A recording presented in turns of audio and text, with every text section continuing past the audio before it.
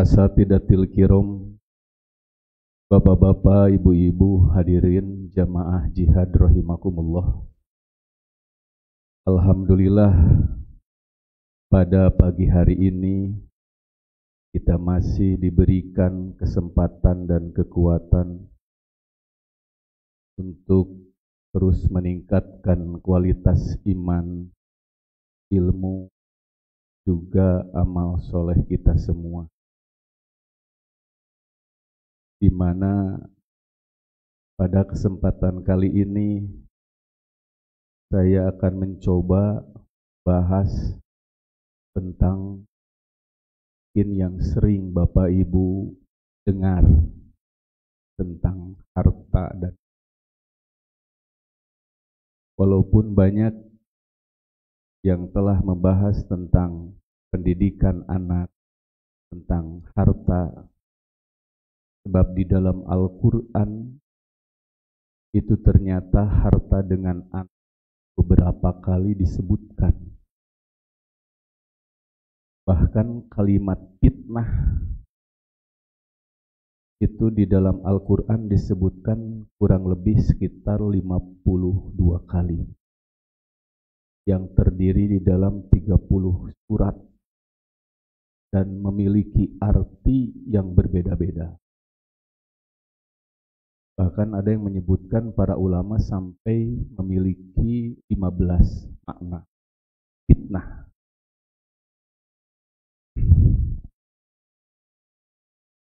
Dan kalimat fitnah ini sering kita mendengar bahwa fitnah itu artinya adalah al-ibtila wal imtihan. Ada juga yang menyebutkan al-ikhtibar, atau kalau di bahasa Indonesia kan ujian atau cobaan. Jadi Ibnu Faris menyampaikan kalau ada kalimat fa, ta, nun, patana, berarti ketika ada kalimat fa, ta, na, yuftinu, fatnan atau fitnat, itu maka kata Ibnu Faris tidak lebih artinya itu ibtila, ikhtibar. Jadi cobaan atau ujian. Walaupun ada pendapat yang lain, Ibnu Faris menyampaikan bahwa kalimat fitnah itu lebih banyak istiqmaluha fiha, penggunaannya itu diantaranya dalam beberapa makna. Ada yang menyebutkan fitnah itu adalah dosa. Ada juga al-ithmun, itu ya dosa. Ada juga fitnah bimakna kafir. Ada juga bimakna perang atau al-qital. Jadi banyak, sampai 15. Sementara berhubungan dengan harta dan di dalam tafsir Asy-Sya'rawi, itu Imam Asy-Sya'rawi menyebutkan bahwa fitnah di dalam harta dan anak itu laisa al-madmumah. Jadi bukan sesuatu yang tercela atau yang buruk. Makanya kata Imam Asy-Sya'rawi bahwasanya ketika ada anak dan harta, maka kita berusaha bagaimana supaya fitnah harta dan anak ini kepada hal yang lebih baik.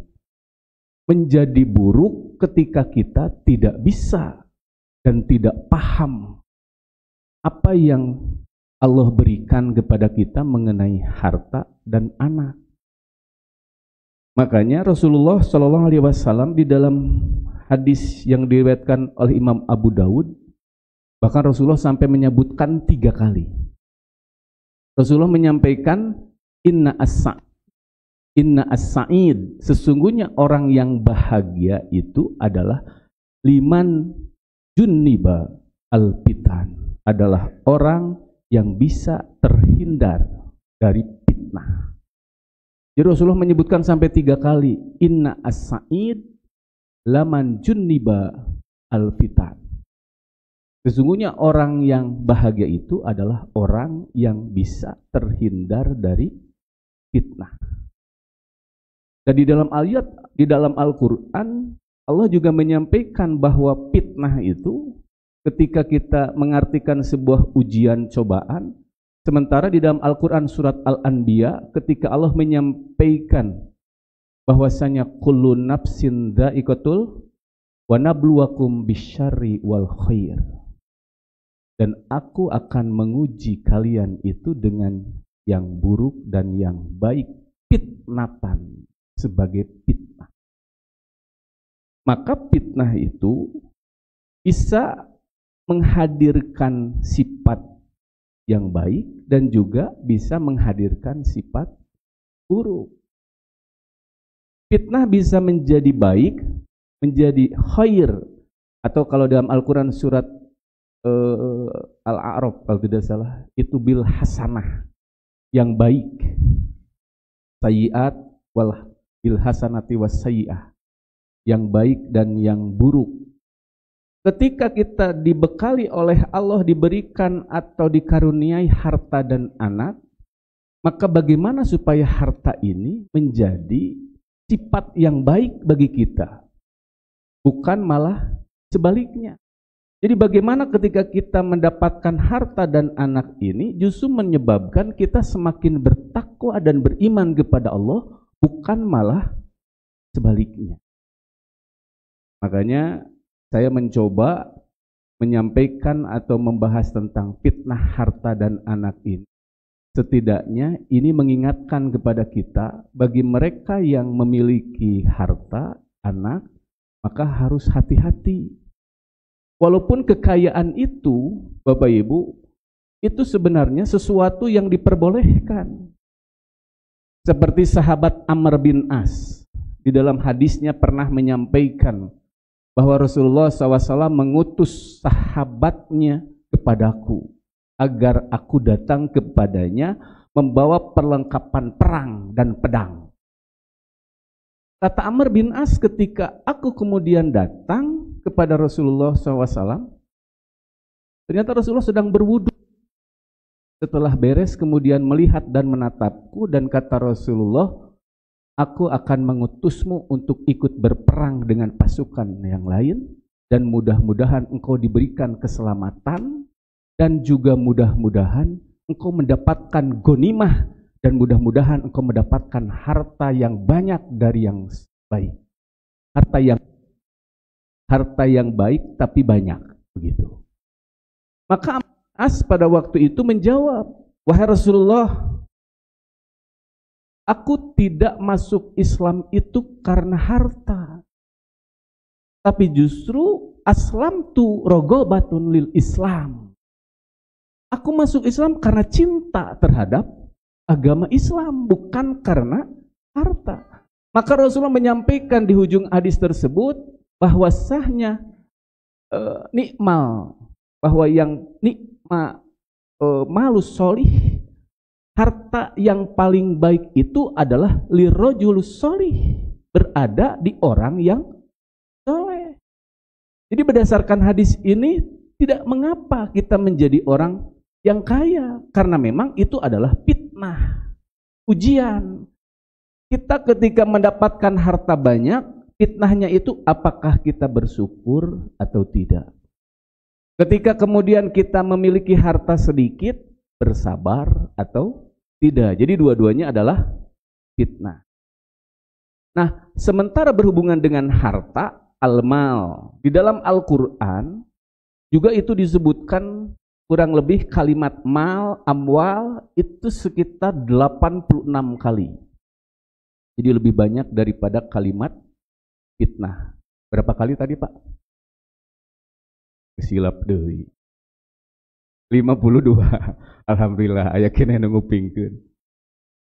Sementara kalimat harta, mal, nah ini pernah juga disampaikan oleh Ustadz JJ dari mala yamilu mail. Itu di dalam Al-Quran lebih ada sekitar 86 kali disebutkan. Di mana kita kalau dibaca di dalam beberapa kitab tafsir itu memang kalimat mal itu adalah secara bahasa dari malayamilu yang artinya adalah condong atau artinya berpaling. Ada juga yang menyebutkan melenceng dari garis, dari kalimat mail. Ada juga yang menyebutkan adalah tidak langgeng atau jail. Jadi itu yang namanya harta. Makanya terhadap harta teh hoyong begitu Pak, karena artos teh aya kenceleng ngalangkung ge berat gitu, lebar gitu. Itu terhadap harta. Sementara Allah menyampaikan kenapa saya sampai membahas tentang fitnah harta dan anak ini. Karena memang di dalam Al-Quran surat Al-Baqarah di makalah ada ayat 286 bahwa setan itu selalu menakut-nakutin kita dengan kemiskinan. Jadi Bapak Ibu, banyak orang yang ketika memiliki harta, memiliki anak, itu kemudian hartanya menjadi berat untuk dikeluarkan, disodakohkan, dikeluarkan zakatnya, infaknya. Itu disebabkan karena kita selalu digoda usaha setan. Karena memang janji iblis beserta setan itu teman-temannya ketika dikeluarkan dari surga, ya, surat Al-A'raf ayat berapa Pak? 17. Iblis pada waktu itu menyampaikan kepada Allah, "Fabima agwaitani la'aqudanna lahum siratakal." Jadi karena Allah telah menetapkan saya tersesat, maka saya akan selalu menggoda manusia dari jalan yang lurus. Sehingga setan itu menggoda kita. Sehingga kata Allah di dalam ayat berikutnya, "Tsumma la'atiyanahum min baini aydihim wa min khalfihim," dari depan, khalf dari belakang, wa an aimanihim sebelah kanan, wa an sama simal sebelah kiri, sehingga wala tajidu aktsaruhum syakirin. Jadi tujuan iblis dengan setan menggoda manusia itu sampai banyak di antara manusia yang tidak mau bersyukur. Bersyukur itu bukan hanya dengan kalimat alhamdulillah wa syukrulillah, aneh. Tapi ketika kita kemudian diberikan harta, apakah kemudian kita rasa syukurnya itu mau berbagi, mau dikeluarkan sedekah, infak dan zakatnya atau tidak? Bapak-bapak, ibu-ibu, jangankan kita, orang yang mungkin tidak sejaman dengan para tabi'in, sahabat, apalagi dengan Rasulullah. Sahabat saja yang sejaman dengan Rasulullah SAW, contoh misalkan kisah Handolah ketika kedatangan Abu Bakar Siddiq. Di dalam hadis ketika itu yang diriwayatkan oleh Imam Muslim, Handolah yang meriwayatkannya. Kata Handolah itu salah satu kutab, penulis, sekretarisnya Rasulullah. Waktu itu kata Handolah, "Lakiani Abu Bakrin." Tiba-tiba Abu Bakar datang menemui Handolah. Kemudian Abu Bakar menanya, "Kaifa anta ya Handolah?" Kalau bahasa Indonesia, bagaimana kabarnya Handolah? Cek orang Sunda mah kumaha? Damang gitu. Handolah kumaha cager? Kumaha sehat damang gitu. Maka pada waktu itu Handolah menjawabnya nafaqo Handolah, yang menyebabkan Abu Bakar kaget.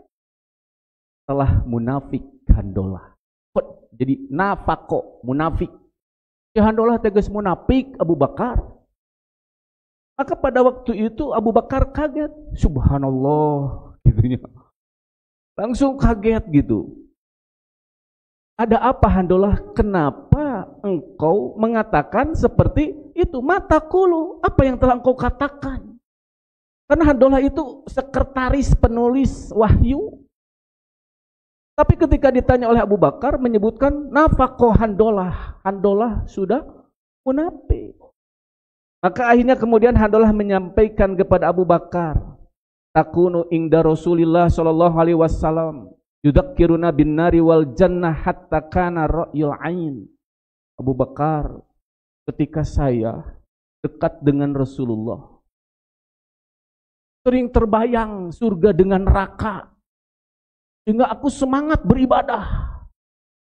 Bapak Ibu juga ketika ustadz di masjid menerangkan tentang sodako, di masjid Bapak Ibu sodako semangat, wah rek sodako gitu, pingin masuk surga.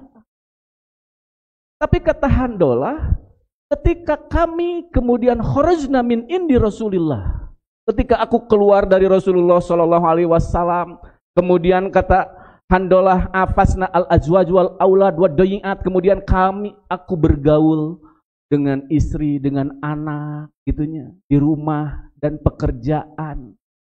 Maka kata Handolah, seakan-akan surga dan neraka itu lupa, hilang. Makanya aku ini sudah munafik, kata Handolah.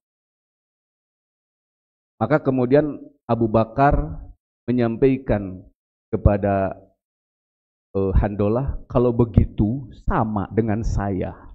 Jadi Abu Bakar juga Bapak Ibu menyampaikan, begitu sama, saya juga begitu. Kalau dekat dengan Rasulullah, kebayang surga neraka, takut masuk neraka, pingin masuk surga, semangat ibadah. Pulang ke rumah, bergaul dengan istri, kaganggu, kagoda. Lupa dengan surga, lupa dengan neraka. Akhirnya kata Handolah, pantolakot ana wa Abu Bakrin ala Rasulillah sallallahu alaihi wasallam. Akhirnya kemudian saya dengan Abu Bakar pergi kepada Rasulullah untuk menanyakan tentang hal ini. Ketika datang kepada Rasulullah, ya Rasulullah, wahai Rasulullah SAW, nafaqah Handolah, telah munafik Handolah. Maka Rasulullah kemudian menjawab, wa madzaka, ada apa Handolah? Kenapa datang-datang tiba-tiba menyampaikan bahwa kamu telah munafik? Maka disampaikan oleh Handolah, Rasul, saya ini kalau dekat denganmu terbayang surga neraka, semangat beribadah. Tapi ketika sudah pulang ke rumah, bergaul dengan istri, dengan anak-anak, dengan pekerjaan, lupa dengan surga dan neraka sehingga semangat untuk beribadah pun tidak ada. Maka kata Rasulullah Shallallahu Alaihi Wasallam menyampaikan, walladzi nafsi biyadihi, demi jiwaku yang berada di dalam yad, itu tangan, kekuasaan Allah. Jadi Nabi Muhammad bersumpah bahwa dirinya juga berada di dalam genggaman Allah, kekuasaan Allah. Termasuk Bapak Ibu, semua juga kita manusia berada di dalam kekuasaan genggaman. Bapak Ibu bisa datang ke masjid itu karena kekuasaan Allah. Kalau Allah tidak menghendaki Bapak Ibu datang akan datang. Bapak Ibu sedang tidur di rumah, atau mungkin kerja, atau lagi nonton. Tapi kenapa bisa datang ke sini? Itu yang menggerakkannya adalah, jadi kita dalam kekuasaan Allah. Maka Rasulullah bersumpah dengan menyebutkan itu. Laut tadumuna ala ma takununa indi wa fi dzikri. Handolah, kalau kamu terus menerus akan berada di dekat denganku, terbayang surga dan neraka, semangat terus ibadah, begitu. Maka kata Rasulullah SAW, la sopahtukumul malaikat ala purusikum bitoro'i, pasti malaikat akan datang kepadamu dan bersalaman, Handolah, kamu sama dengan saya. Jadi yang terus menerus akan beribadah itu bukan manusia, tapi malaikat. Makanya kata Rasulullah, ya Handolah sa'atun wa sa'atun, sedikit-sedikit. Jadi manusia itu bertahap, silahkan. Kadang ada waktunya semangat beribadah, kadang-kadang juga lalai. Ketika ke masjid, kadang-kadang memasukkan uang ke kenceleng teh besar, kadang-kadang sedikit, kadang-kadang henteu deh gitu. Itu kata Rasulullah saatan. Jadi sedikit-sedikit. Jadi Bapak Ibu, setan itu tidak akan pernah berhenti menggoda kita. Kemudian penyebab kenapa harta dengan anak menjadi fitnah, menyebabkan manusia kemudian melenceng. Itu diantaranya karena memang manusia itu diciptakan cinta terhadap harta dan juga terhadap anak. Makanya saya sampaikan di sini ada 3 ayat yang saya tulis. Di antaranya di dalam Al-Quran surat Al-Fajr, ini sudah pada hafal, watuhibbunal mala hubban jamma. Jadi kalian itu mencintai harta benda itu dengan kecintaan yang berlebih. Jadi penyebab kenapa menjadi fitnah terhadap harta karena memang manusia itu memiliki cinta terhadap harta. Karena yang pernah saya sampaikan dulu di jihad juga tentang hedonisme. Masih lupa? Masih ingat? Jadi tentang kecintaan terhadap dunia, itu dalilnya Al-Quran surat Al-Baqarah 212. Jadi ketika di dalam hadis Rasulullah menyebutkan dunia itu hulwatun khodirotun, tikabitaun, araramis di dunia. Ya, Bapak ketika sudah punya motor, padahal motornya masih bagus, tiba-tiba ada motor keluaran baru, terus tetangga beli, geraha abdi digentos motor. Karena memang manusia diciptakan tadi cinta terhadap. Terus di dalam Al-Quran surat Al-Hadid ayat 20. I'lamu annamal hayatud dunya laibun walahun. Ketahuilah bahwasanya kehidupan di dunia itu hanyalah permainan dan sesuatu yang melalaikan. Wazinatun, dan juga berhias. Jadi kehidupan dunia itu mencoba untuk menghias. Makanya orang Indonesia, Bapak Ibu, kadang-kadang motor buatan insinyur itu lampu depan yang tadinya kuning berubah jadi putih. Lampu riting yang tadinya kuning jadi putih. Atau tabrakan dan ketinggalan. Lampu rem yang tadinya merah jadi putih. Jadi diganti gitu di kita itu. Motor bannya sudah disesuaikan diganti. Yang tadinya besar jadi kecil, bahkan yang tadinya kecil jadi, itulah. Jadi kehidupan di dunia itu seperti itu. Wa takatsuru fil amwal wal aulad. Jadi kehidupan di dunia ini adalah berbangga-bangga terhadap banyaknya harta dan anak. Jadi manusia itu di dunia itu seperti itu yang digambarkan oleh Allah.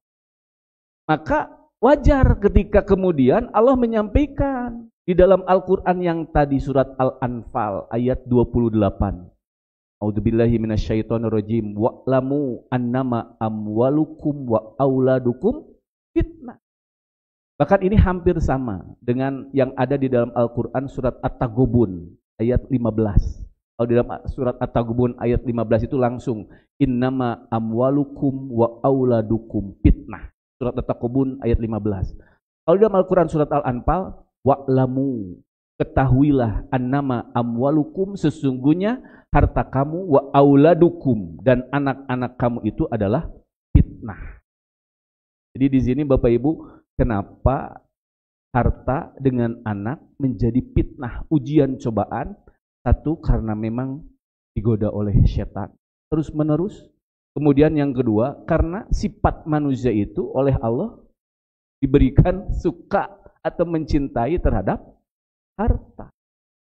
Atau juga disebutkan di dalam Al-Quran surat Ali Imran ayat 140. Ini juga sama, menerangkan bahwa manusia itu hubus syahwat. Ya, dan disebutkan di sana terhadap emas, perak, binatang, ternak, dan yang sebagainya. Kemudian yang berikutnya, di dalam hadis Rasulullah SAW menyampaikan bahwasanya fitnatur rajul, fitnah seseorang itu fi ahlihi, yang pertama pada keluarganya, wa malihi, hartanya, wa nafsihi, bahkan dirinya, wa waladihi, anak-anaknya, wa jarihi, dan tetangganya. Jadi fitnah seseorang itu kata Rasulullah di dalam hadis Bukhari Muslim muttafaqun alaih, itu 1 keluarga, 2 harta, 3 dirinya, 4 anaknya, 5 tetangga. Itu fitnah seseorang tidak terlepas dari yang 5 itu. Jadi kadang-kadang kita Bapak Ibu punya tetangga yang bahagia, kita malah jadi sedih. Padahal Bapak Ibu, kalau kita tidak memiliki sifat cinta terhadap harta dan anak, mungkin gitu ya, kita akan menyampaikan kepada tetangga yang mendapatkan kebahagiaan, turut bahagia. Tuh ibu tos kapeser deui motor enggak ngiring bingah gitu kan. Tapi ucapan itu begitu beratnya. Kenapa? Karena tadi godaan setan dan kita sangat menginginkan gitu ya terhadap kecintaan itu. Kecintaan terhadap harta itu. Jadi kita berusaha bagaimana supaya bisa mendapatkan harta sebanyak-banyaknya karena setan terus. Kemudian yang berikutnya di dalam hadis At-Tirmizi Rasulullah menyampaikan innalikulli ummatin fitnah. Setiap umat itu fitnah. Wa fitnatu ummati al-mal, dan fitnah umatku itu ada pada harta. Jadi Bapak Ibu, fitnah umat Rasulullah itu ternyata ada pada harta. Makanya saat ini ketika kemarin pilkada, itu yang menang kebanyakan yang punya duit. Memperhatikan Bapak Ibu, kalau dulu itu money politik gitu ya, yang ngasih uang kebanyakan sembunyi-sembunyi, ada yang disebut serangan pajar. Tahu-tahu di depan rumah atau sholat subuh sudah ada di depan rumah. Kalau sekarang H-1, H-2 itu sudah terang-terangan. Tapi aneh tidak dilaporkan, dilaporkannya setelah muncul polling, kalah nemewe demo. Kesusuganan menang teh merenang gitu. Ya ini masih sebagai kritikan saja terhadap semuanya. Jadi di kita itu kalau dari sejak awal sudah kelihatan, harusnya sejak awal juga dilaporkan. Bukan setelah muncul polling kalah baru demo gitu. Jadi kebanyakan di kita itu ada tanda tanya besar. Kenapa seperti itu? Harusnya ketika sejak awal sudah kelihatan banyak kecurangan-kecurangan, dilaporkan sejak awal. Demonya di awal sebelum ada pemilihan. Ini terjadi di sana. Sekarang Bapak Ibu kalau saya perhatikan itu H-2 sudah mulai banyak. Yang kemudian dibagi itu, dibagi ini dan lain sebagainya. Walaupun ada yang menyebutkan itu adalah akomodasi karena telah hadir datang dalam acara sosialisasi. Wallahu a'lam. Hanya Bapak Ibu, kita di dalam Islam harta itu selain sebagai ujian, harusnya itu dijadikan sebagai bekal untuk beribadah. Di mana di dalam Al-Quran surat At-Taubah Allah menyampaikan ingfiru khifafa wa thiqo, berangkatlah kamu baik dengan rasa ringan maupun dengan rasa berat, dan berjihadlah. Jadi berjihadlah kalian bi amalikum, dengan hartamu, wa anfusikum, dan jiwamu, fisabilillah, di jalan. Nah ini juga yang kemudian dijadikan dalam peperangan para sahabat tabi'in ketika menyebarkan ajaran Islam.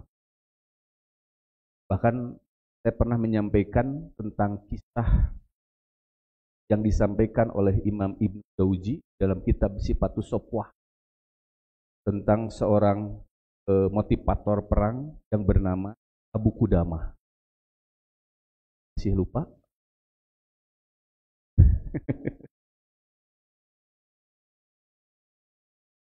Abu Qudamah itu dia selaku komandan perang dan juga motivator. Jadi yang selalu mengajak orang-orang untuk berperang. Waktu Abu Qudamah dia menceritakannya di dalam kitab Sifatus Sofwah Ibnu Jauzi. Ketika Abu Qudamah sedang duduk-duduk di Masjid Nabawi, temannya Abu Qudamah bertanya kepada Abu Qudamah, karena Abu Qudamah itu tukang perang. Abu Qudamah, bisa enggak kau ceritakan satu kisah yang mengagumkan yang bisa kau ceritakan kepadaku? Belum azan. masih lama, ceritakanlah satu kisah yang mungkin menurut kamu mengagumkan. Abu Qudamah pun menceritakan. Oh ada katanya. Waktu itu ketika mau perang, seperti biasa, saya kemudian mencari dan mengasah pedang, perlengkapan perang. Pas besok mau perang saya mau ambil, saya seperti biasa memotivasi ke masyarakat. Besok kita mau perang, ayo kita besok perang, pahalanya. Karena dalam hadis Bukhari itu, Allah menjamin, intadaballah liman kharaja fisabilihi, Allah menjamin bagi mereka yang keluar fisabilillah, la yukhrijuhu, tapi dia tidak keluar dari rumahnya itu, illa kecuali imanun bi wa tasdikun bi rusuli, beriman kepadaku dan membenarkan kerasulanku. Maka an urji'ahu, ketika dia pulang, itu jaminan dari Allah mereka yang mau perang, satu min ajrin pahala, au gonimatin atau mendapatkan gonimah, au udkhilahul jannah atau dimasukkan ke dalam surga. Jadi jaminan orang yang berperang itu 3. Nah setelah aku memotivasi, pulang sore ke rumah, tiba-tiba tengah malam aku mau tidur, kedatangan seorang wanita. Dia mengucapkan salam ke rumahku. Assalamualaikum Abu Qudamah. Kata Abu Qudamah, ketika aku mendengar ada yang salam tapi wanita, aku sendirian di rumah, aku jawab pelan-pelan. Salam. Kenapa? Saking takutnya dengan fitnah wanita. Abu Qudamah, Waalaikumsalam. Aduh, tak. Coba kalau bapak-bapak di rumah sendirian. Assalamualaikum. Waalaikumsalam. Enggak kalebet. Waduh. Main kalebet. Jadi takut Abu Qudamah dengan fitnah wanita. Malam sendirian, tiba-tiba datang wanita. Sampai 2 kali pun wanita tersebut, Assalamualaikum Abu Qudamah. Aku pun menjawab lagi. Ya barakat. Billahi minasyaitan. Saking takutnya. Setelah 3 kali mengucapkan salam oleh wanita tersebut, tidak ada jawaban, maka wanita tersebut bilang, wahai Abu Qudamah, bukankah oh yang tadi memotivasi kami untuk ikut berperang? Kata Abu Qudamah, mendengar perang semangatku keluar. Perangnya, ayah naon ya ibu-ibu. Maka aku pun keluar, pas dibuka pintu rumahku ternyata benar, dia adalah seorang wanita. Dan kata Abu Qudamah, untuk wanita tersebut menggunakan cadar. Maka kemudian aku memalingkan mukaku. Aku bertanya, ada apa ibu malam-malam datang ke sini? Abu Qudamah, aku adalah termasuk orang yang termotivasi untuk ikut berperang. Tapi karena aku tidak boleh ikut sebagai wanita, maka aku datang ke sini, aku telah mengorbankan sesuatu yang paling berharga yang ada di dalam tubuhku. Untuk diserahkan kepadamu. Ternyata si ibu tersebut punya rambut panjang. Dipotong. Kemudian diuntun menjadi tali celana kuda. Jadi yang paling berharga, mudah-mudahan dengan aku menyerahkan rambutku ini untuk dijadikan sebagai tali celana kuda milikmu, dosa-dosaku diampuni, dan mudah-mudahan aku pun mendapatkan pahala dari ikut berjihad fisabilillah. Jadi saking ingin ikutnya, tapi karena seorang wanita, akhirnya dipankan rambutnya. Kata Abu Qudamah, baiklah, akan aku pakai tali ini untuk sebagai tali celana kudaku. Pulang. Besoknya, kata Abu Qudamah, seperti biasa, aku di lapang setelah berkumpul pasukan. Aku memberikan motivasi kepada pasukan yang sudah siap perang. Setelah aku beres memotivasi, dan aku hendak untuk berangkat naik kuda, tiba-tiba ada yang berteriak lagi kepadaku, Assalamualaikum warahmatullahi wabarakatuh, Abu Qudamah, Abu Qudamah. Kata Abu Qudamah, aku mendengar ada yang salam di belakangku. Ketika aku memalingkan badanku ke belakang, seakan-akan aku melihat bulan purnama. Seorang anak muda, kemudian dia membawa busur panah, naik kuda, begitu gagahnya. Kemudian dia datang menghampiri kepadaku. Kemudian turun. Assalamualaikum Abu Qudamah. Waalaikumsalam. Aku melihat dia masih kecil.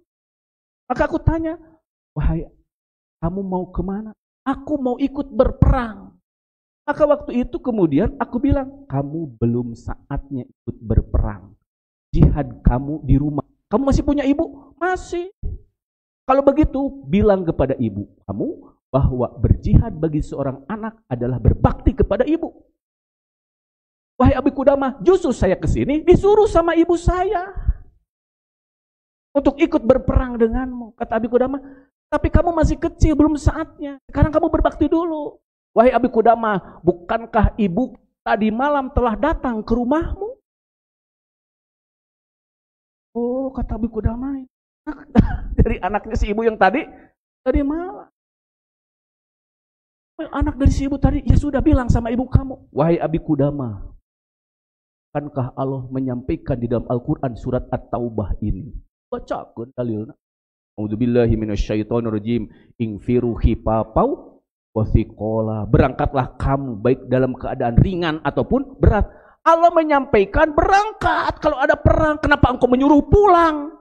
Kata Abi Qudamah, ini anak disuruh pulang malah ngeluarkan dalil. Akhirnya aku pun ajak, baiklah, tapi kamu harus ikut aturan saya. Baik. Akhirnya aku simpan di belakang, berangkat. Dulu berangkat berperang itu sampai berhari-hari. Sebab Rasulullah juga waktu putuh Mekah dari Madinah ke Mekah itu sampai 10 hari.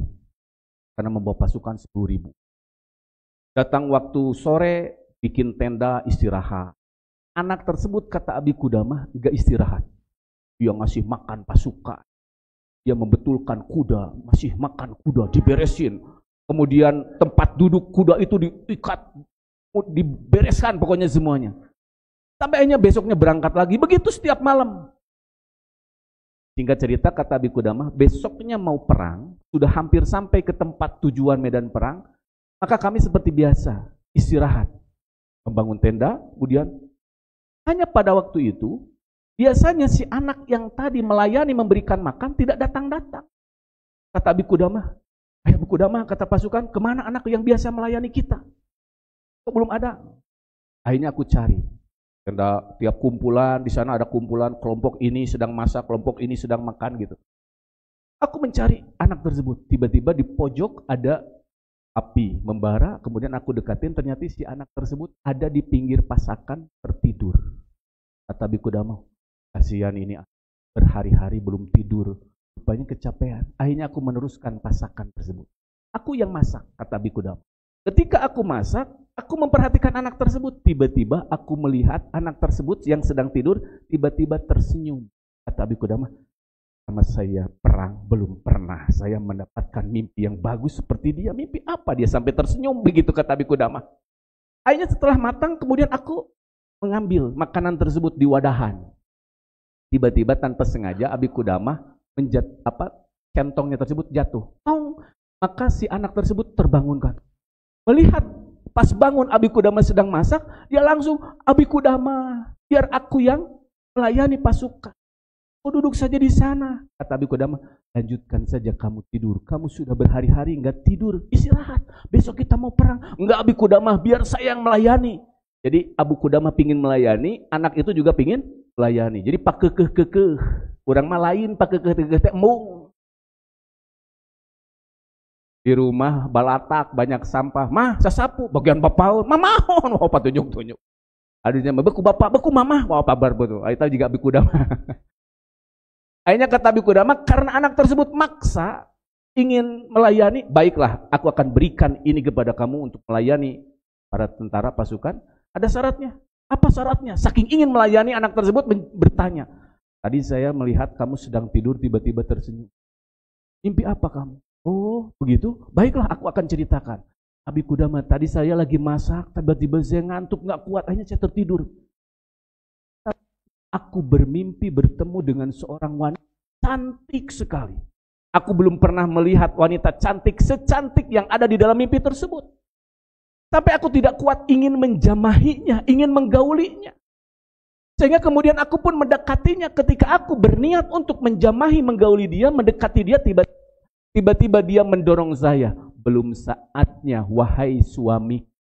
Padahal dia masih kecil dan belum menikah.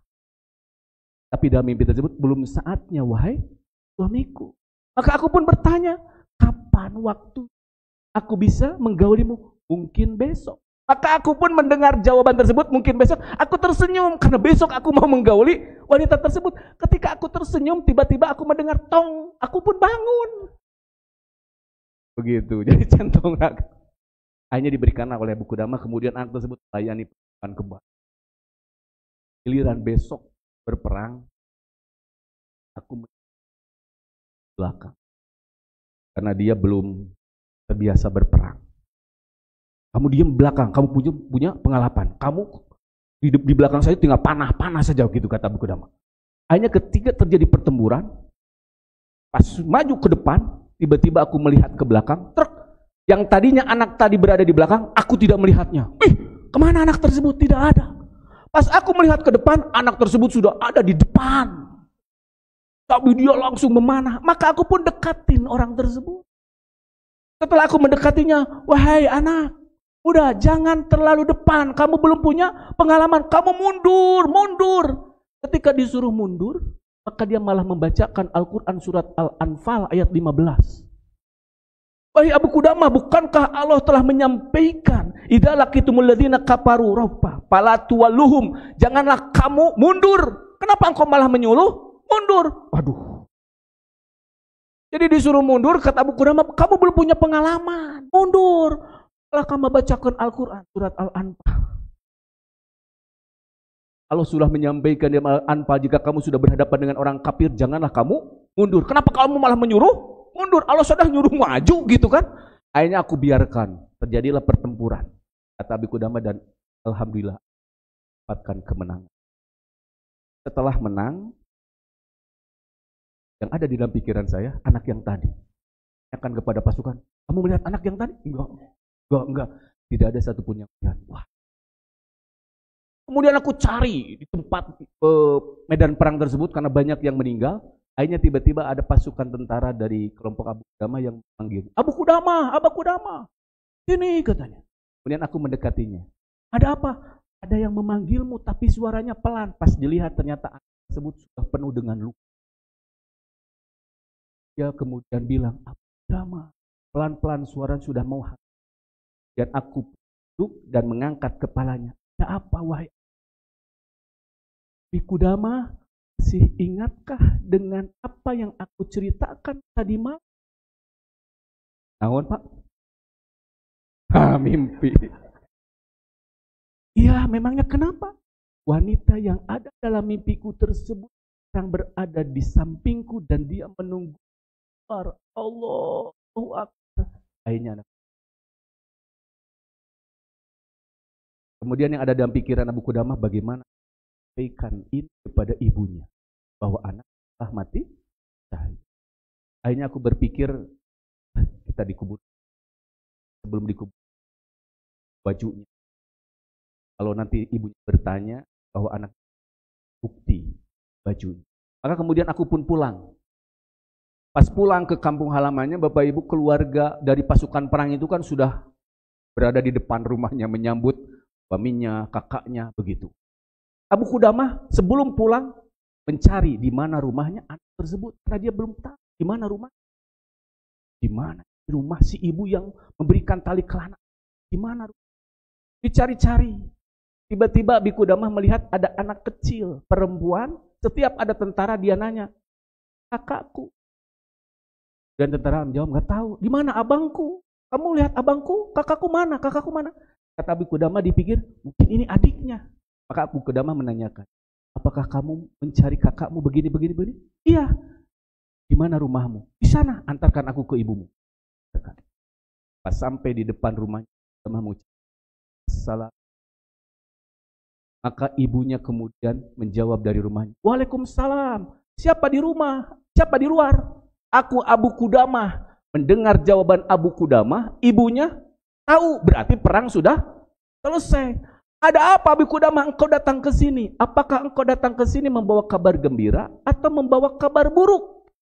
Abu Qudamah mau menjawab takut salah. Membawa kabar gembira kalau menurut saya berarti datang pulang dengan anak. Kabar buruk berarti anaknya sudah meninggal. Salah, kata Abu Qudamah. Maka aku tanya, maksudnya apa dengan kabar gembira itu? Jika engkau pulang bersama anakku dan anakku masih hidup, berarti engkau datang ke sini membawa kabar buruk. Tapi jika engkau datang ke sini mau menyampaikan bahwa anakku telah mati syahid, berarti engkau datang ke sini membawa kabar gembira. Bingung Abi Kudama. Maka akhirnya Abi Kudama sesuai dengan penjelasan dari ibunya, aku ke sini membawa kabar gembira. Bapak punya anak di pesantren, maut. Datang Ustaz, Pak, ada kabar gembira. Putra Bapak maut. Wah, mau digablok sama Ustaz. Kabar gembira. Maka kemudian Abi Kudama, aku ke sini membawa kabar gembira. Pas mendengar kabar gembira, ibunya langsung keluar. Benarkah anakku telah mati syahid? Benar. Buktinya mana kalau anakku sudah mati syahid? Kata Abi Kudama, kemudian dikeluarkan bajunya. Ini baju putra Anda. Pas dilihat benar, maka dia langsung. Abi Kudama kaget, budak maut. Wahai ibu, kenapa engkau? Dan si ibu tersebut, wahai Abi Kudama, bukankah anak adalah titipan dari Allah yang harus aku didik, yang harus aku bina, sehingga dia bisa selamat dan bisa masuk ke surga. Sekarang anakku meninggal mati syahid, berarti aku sudah sukses mengantarkan anakku sampai ke surga. Makanya aku bersyukur. Itulah Bapak Ibu salah satu kisah yang mungkin bagi kita banyak yang mau menyekolahkan anak di pesantren, apalagi sekarang beritanya, wah, sekarang berita itu yang lebih banyak di media sosial, tapi yang negatif. Jadi ketika orang keluar tolabul ilmi, berjihad itu fisabilillah. Makanya Bapak Ibu, harta itu harusnya dijadikan dengan anak itu sebagai bekal untuk kita beribadah kepada Allah. Tapi karena memang kata Rasulullah Shallallahu Alaihi Wasallam, harta dengan anak itu di dalam Al-Quran surat Al-Munafikun ayat 9. Allah menyampaikan, A'udzubillahi minasyaitonirrajim. Ya ayyuhalladzina amanu la tulhikum amwalukum wala auladukum dzikril. Wahai orang-orang yang beriman, janganlah harta bendamu dan anak melalaikan kamu dari mengingat. Jadi Allah sudah mewanti-wanti, walaupun kita itu cinta terhadap anak, cinta terhadap harta, tapi kita harus sadar, yang menyebabkan kita punya harta itu adalah Allah. Yang menyebabkan kita punya anak pun itu adalah. Jadi Bapak Ibu, ketika kita punya harta, baik itu kerja dari mulai pagi sampai sore, atau mungkin Bapak Ibu hanya sekedar menandatangan kemudian cair ratusan juta, itu adalah kehendak Allah. Jadi ketika kita dagang, tiba-tiba datang pembeli sampai laku gitu. Sampai di mulai pagi sampai malam itu pembeli itu banyak, sampai omsetnya per hari itu bukan lagi puluhan juta, tapi sampai ratusan juta. Itu semua adalah kehendak Allah. Maka Bapak Ibu, ketika kita mendapatkan uang, harta, sebenarnya itu titipan.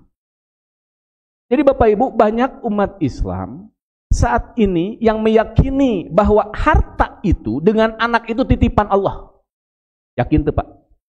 Yakin Bu?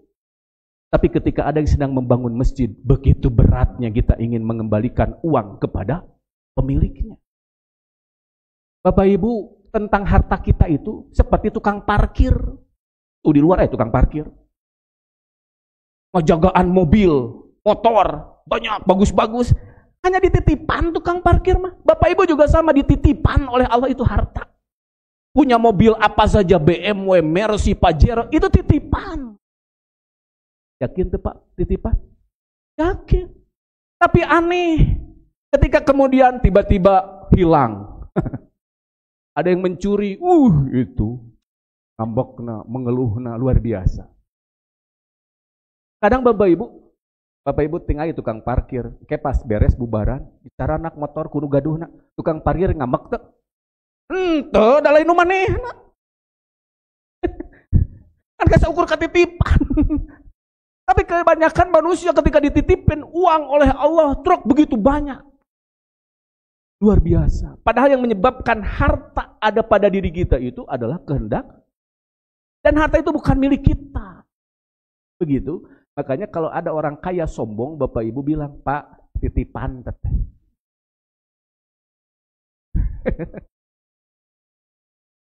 Bukan milik kita, tapi milik fasilitas dari Allah. Makanya dulu para sahabat ketika mendapatkan uang, itu bukan disimpan. Tapi bagaimana supaya menjadi fasilitas beribadah, disedekahkan. Tapi di kita kebanyakannya disimpan, ditabungkan, dibelikan.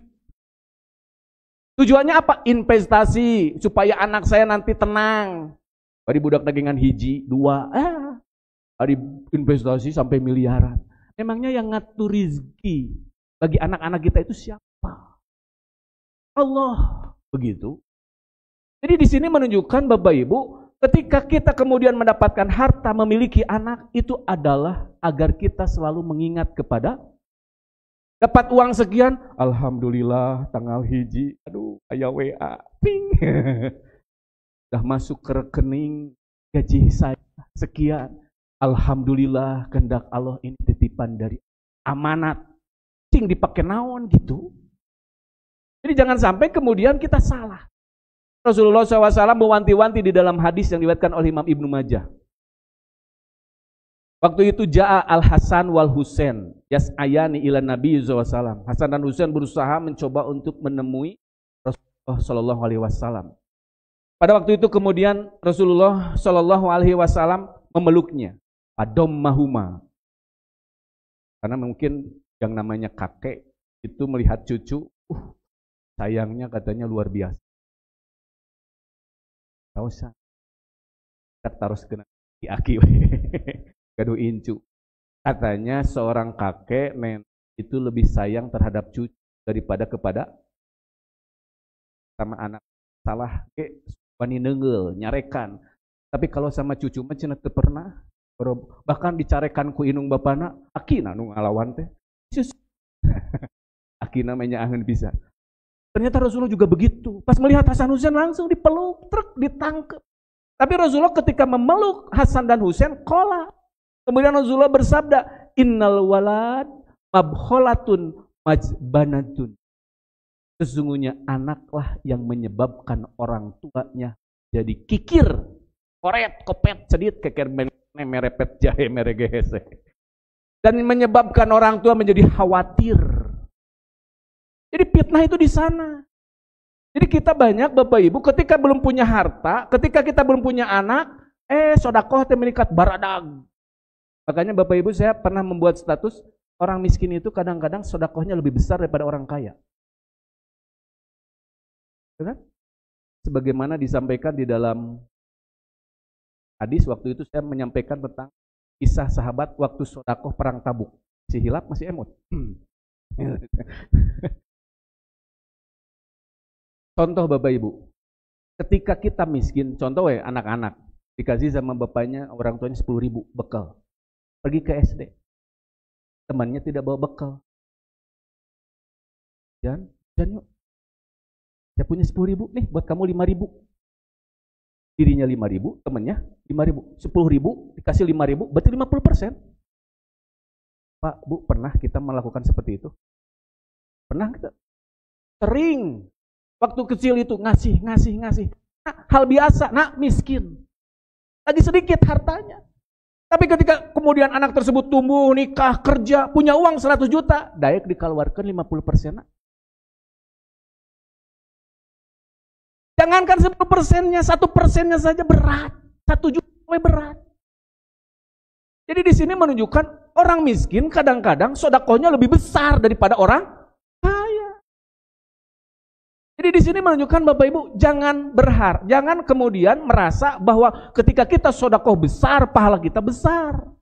Karena Rasulullah pernah bertakbir ketika ada sahabat yang kemudian sedekah 1 dirham. Sementara ketika ada yang sedekah 100 dirham, 1.000 dirham, bahkan ada yang 100.000 dirham, Rasulullah bertakbir. Ketika ada yang kemudian sedekah 1 dirham, Rasulullah SAW langsung takbir. Sabaqah dirhamun, sungguh lebih mengungguli orang yang sedekah 100.000 dirham. Sungguh 1 dirham lebih baik daripada 100.000. Sahabat bertanya, wahai Rasulullah, kenapa bisa begitu? Barusan yang ngasih 1 dirham, dia punya dirham, 2 dirham. Disedekahkan 1 dirham, dia hanya memegang 1 dirham. Orang yang kemudian sedekah 100.000 dirham, dia hanya mengambil beberapa uangnya saja dari sakunya. Di rumahnya masih banyak ratus dirham. Jadi Bapak Ibu, jangan mentang-mentang kemudian kita kaya merasa sedekah kita paling besar. Justru kadang-kadang orang miskin lebih besar sedekahnya dibandingkan dengan orang kaya. Makanya ketika mahasiswa sekolah SD punya bekal 100.000, temennya nggak bawa bekal nih 50.000, sudah biasa. Waktu di Mesir itu punya uang 10 pon, teman kita nggak punya dikasih 5 pon, itu sudah terbiasa. Kenapa? Karena miskin. Tapi kalau punya uang miliaran, mau dikasihkan mikir-mikir. Kenapa? Fitnah. Begitu. Jadi yang menyebabkan orang tua pelit juga itu biasanya karena anak. Makanya kemudian ketika dapat uang ditabungkan, investasi, beli rumah lagi. Nanti untuk anak yang pertama belum dibuatkan rumah, dibelikan tanah, berikan lagi kendaraan. Padahal yang mengatakan. Tapi ketika ada yang membangun masjid, kadang-kadang kita cukup. Padahal tempat kita untuk jadikan uang kita untuk dan fasilitas untuk. Kemudian yang berikutnya Bapak Ibu, harta dengan anak itu juga penyebab sebenarnya belum ayat yang di atas. Al-Anfal ayat 28. A'udzubillahi minasyaitonirrajim. Ya ayyuhalladzina amanu la takhunullaha wa rasul. Wahai orang-orang yang beriman, janganlah kamu mengkhianati Allah dan Rasul. Wa tahunu amanatikum. Dan juga janganlah kamu mengkhianati amanat-amanat yang telah dipercayakan padamu. Wa antum ta'lamun, sedangkan kamu mengetahui. Ayat ini kalau dilihat di dalam sebab nuzul, karena berikutnya itu kan wa'lamu, langsung ke ayat 28-nya. Jadi khianat di sana ketika Allah memberikan harta dan anak, kemudian kita menjadi khianat. Ini berhubungan dengan sahabat yang bernama Abu Lubabah. Walaupun ada riwayat yang lain, tapi katanya hadisnya dhaif. Gharib. Yang sering disampaikan oleh para ulama di dalam kitab tafsir, termasuk di dalam Ibnu Katsir, itu tentang kisah Lubabah. Lubabah ini seorang pejuang, ahli perang dengan Rasulullah Shallallahu Alaihi Wasallam. Jadi Abu Lubabah ini dari golongan Aus, kelompok Aus, golongan Aus itu, di mana beradanya di Yasrib, Madinah, begitu. Nah, ketika perang Badar, Abu Lubabah itu tidak ikut karena mendapatkan amanah dari Rasulullah untuk menjaga penduduk Madinah. Begitu. Jadi punya tanggung jawab juga yang sama berat. Nah, hubungannya apa dengan ayat ini yang menyebabkan turun? Pada waktu itu Abu Lubabah, Rasulullah SAW ketika mau membersihkan kota Madinah dari orang-orang Yahudi, waktu mau memerangi orang Yahudi. Karena kan waktu itu orang Yahudi itu dikepung sampai ada yang menyebutkan 25 hari. Nah, maka pada waktu itu Rasulullah Shallallahu Alaihi Wasallam mengutus Abu Lubabah ini untuk ngalobi, kalau begitu ya, kepada Bani Quraidah, orang Yahudi tersebut. Nah, Abu Lubabah ini istrinya dan anaknya berada di sana dari kalangan Bani Quraidah. Ada dua riwayat. Yang pertama yang menyebutkan Abu Lubabah ketika kemudian disuruh oleh Rasulullah untuk melobi dan keluar dan sebagainya, malah ikut jadi luluh hatinya melihat istri dan anaknya. Makanya kemudian turunlah ayat ini, wala tahunullaha war rasul. Makanya di ayat berikutnya wa'lamu annama amwalukum wa auladukum itu fitnah. Jadi Abu Lubabah itu menjadi ketika melihat istri, anaknya, itu menjadi. Ada juga yang riwayatnya menyebutkan Abu Lubabah kemudian mengancam penduduk Abu Quraidah dengan mengisyaratkan tangannya ke leher truk. Abu Lubabah, apa yang kau lakukan terhadap kami? Abu Lubabah, padahal Rasulullah tidak menyampaikan. Tidak seperti itu. Maka kemudian Abu Lubabah langsung menyadari itu adalah sebuah pengkhianat kepada Allah dan Rasul. Dia kemudian bertobat. Nah, bertobatnya itu dia mengikatkan dirinya di tiang Masjid Nabawi. Bertobat, saya tidak. Sampai akhirnya beberapa hari tidak makan, ada yang menyebutkan 3 hari, sampai akhirnya pingsan. Wahyu bahwa Allah menerima taubat Abu Lubabah. Ini adalah sebab nuzulnya kenapa ayat ini turun. Jadi yang menyebabkan kita Bapak Ibu berat untuk sedekah, mengeluarkan zakat, itu biasanya karena istrinya. Begitu. Beda dengan istrinya Abdurrahman bin Auf mau sedekah teh, "Hayu Bapak, saya bantuin." Kalau bapak-bapak mau sedekah di kita ibu-ibunya, buat mamah dulu." Jadi kalau kita berbeda. Kemudian yang berikutnya, Bapak Ibu, dan anak itu menjadi musuh. Bisa menjadi musuh, baik di dunia ataupun di akhirat. Musuh di dunia sudah banyak, orang tua yang kemudian punya anaknya tidak sholat, ke masjid berat. Bapak Ibu, mendidik anak itu luar biasa. Karena fitnah, ujian bagi kita. Makanya sekarang banyak orang tua yang menyerahkan putra-putrinya ke pesantren. Nah, ada abdi terus mampu ngadidik pun anak gitu. Nah, ngorek wae HP. Di benda mah cenah jongjoan pun anak teh tidak boleh bawa HP. Nikmat kan pas libur abdi riut deui. Jadi kadang-kadang orang tua sekarang Desember mau liburan di pesantren-pesantren. Pas mau pulang orang tua teh mulai hariwang, Pak. Orang tua malah ketika mau datang anak teh bukannya senang bahagia. Tapi ada juga yang hariwang. Memang fitnah anak itu. Makanya Bapak Ibu, banyak orang tua yang kemudian menyekolahkan ke pesantren-pesantren supaya dididik, dikenalkan terhadap amal-amal. Karena memang anak itu akan menjadi tanggung jawab kelak pada hari kiamat. Jangan sampai kemudian menjadi musuh kita. Karena di dalam Al-Quran surat Al-Ma'arij kan sudah disampaikan, wala yas'alu hamimun hamima yubassarunahum yawadul mujribu law yabtadi min adzabi yauma idzin bibani wa sahibatihi wa akhihi wa fasilatihi allati tu'ti. Jadi anak yang durhaka mah Bapak Ibu menjadi musuh sampai di akhirat.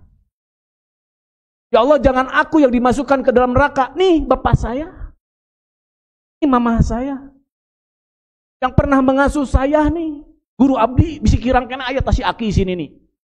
Jadi anak-anak durhaka itu Bapak Ibu menjadi musuh dari kiamat. Makanya dalam Al-Quran surat Kebun ayat 14. Ini juga sama berhubungan dengan surat At-Taghabun ayat 15-nya.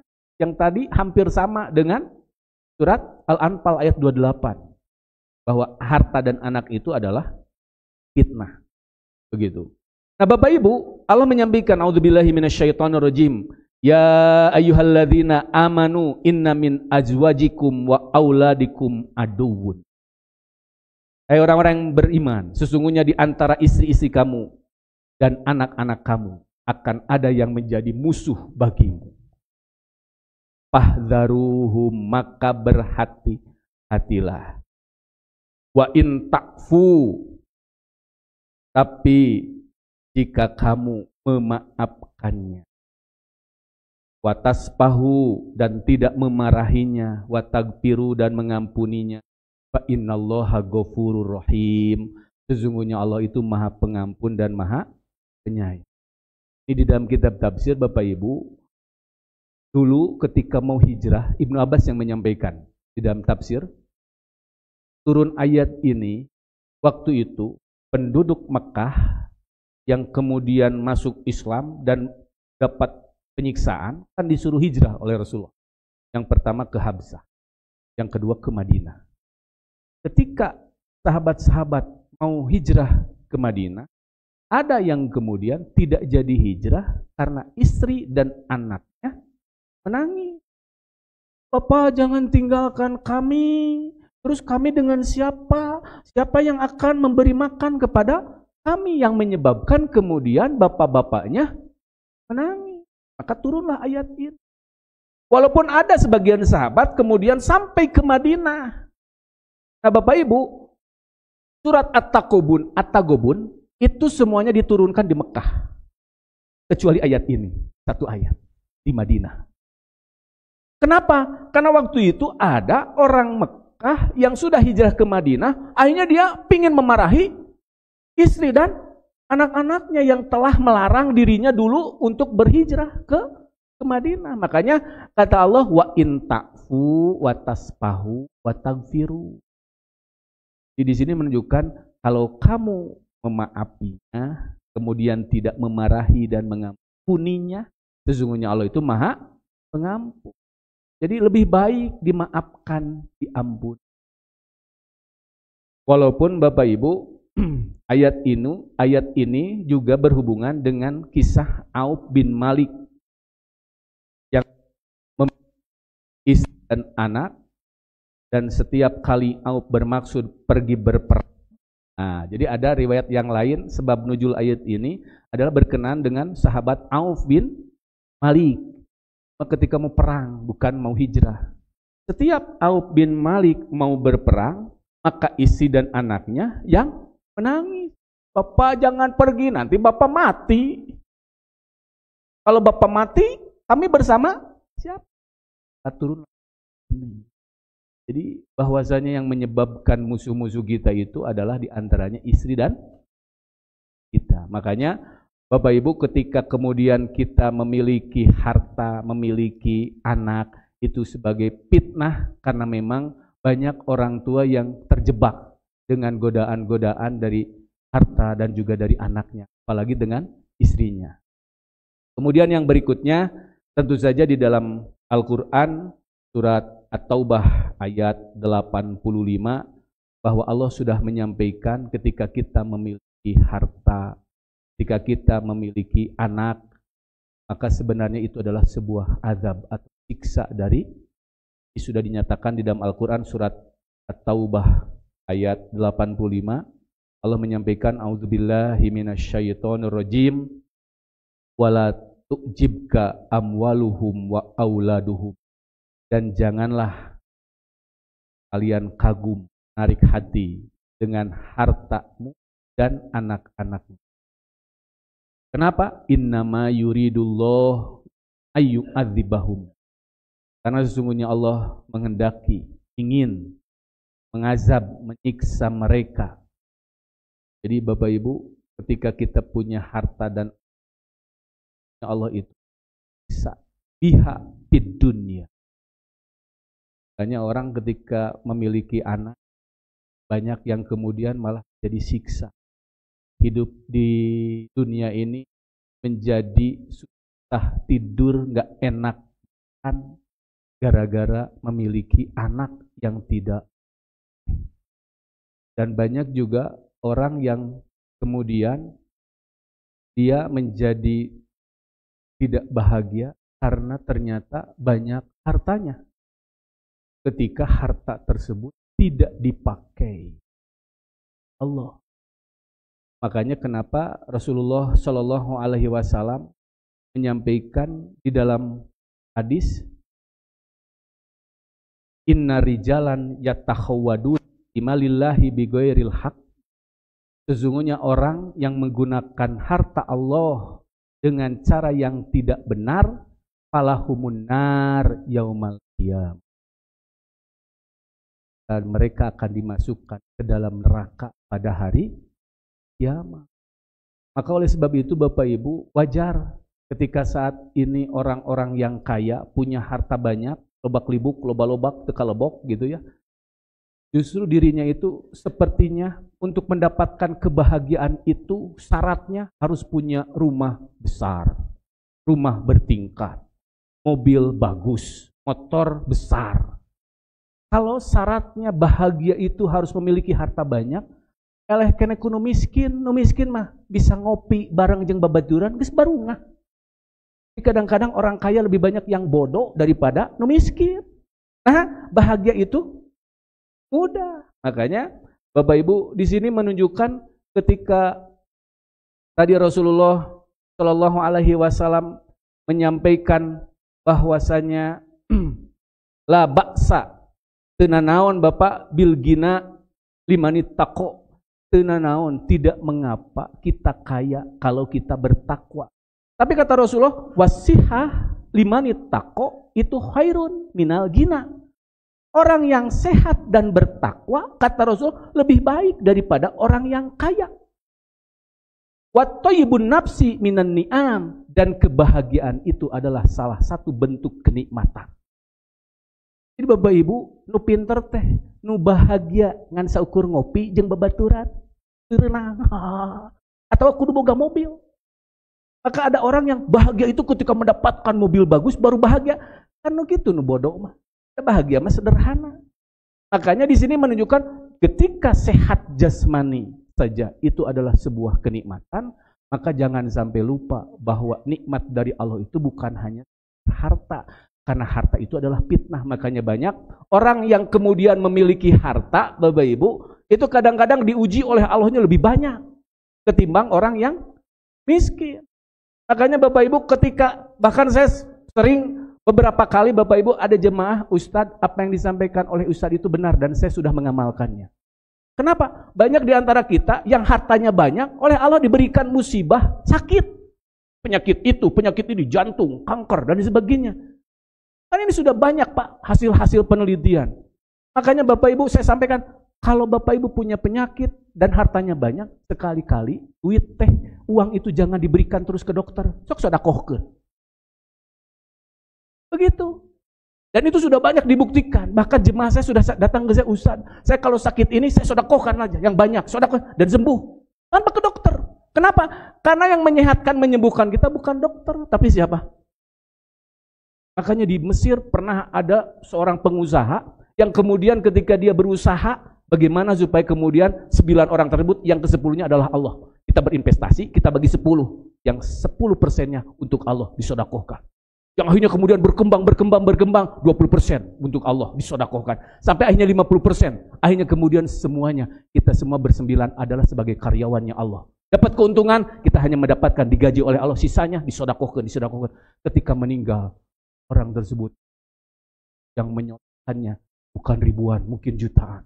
Karena berbondong-bondong dari seluruh penjuru datang ke Tapahnawi untuk menyolati orang tersebut. Kenapa? Karena dia berbisnis bukan dengan, tapi dengan.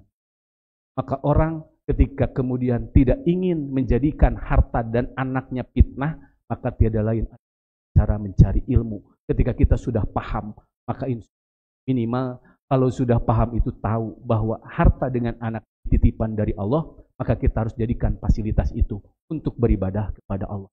Ketika kita punya anak, didik sampai anak-anak kita menjadi soleh. Ketika kita punya harta, bagaimana harta ini menjadi fasilitas disodakohkan. Karena orang yang sering sodakoh bahkan berkurang hartanya tapi malah bertambah. Aku qouli hadza wa astaghfirullah li wa lakum wa lakum minkum. Rabbana la tuzigh qulubana ba'da idh hadaitana wa hab lana min ladunka rahmah innaka antal wahhab. Rabbana hab lana min azwajina wa dzurriyyatina qurrata a'yun waj'alna lil muttaqina imama. Rabbana atina fid dunya hasanah wa fil akhirati hasanah wa qina azabannar. Wassalamualaikum warahmatullahi wabarakatuh. Terima kasih Ustaz. Ada pertanyaan? Apa aja? Ya, kayaknya waktu semama. Ya, sebentar ya. Dirangkum saja nih semuanya supaya nanti sekaligus.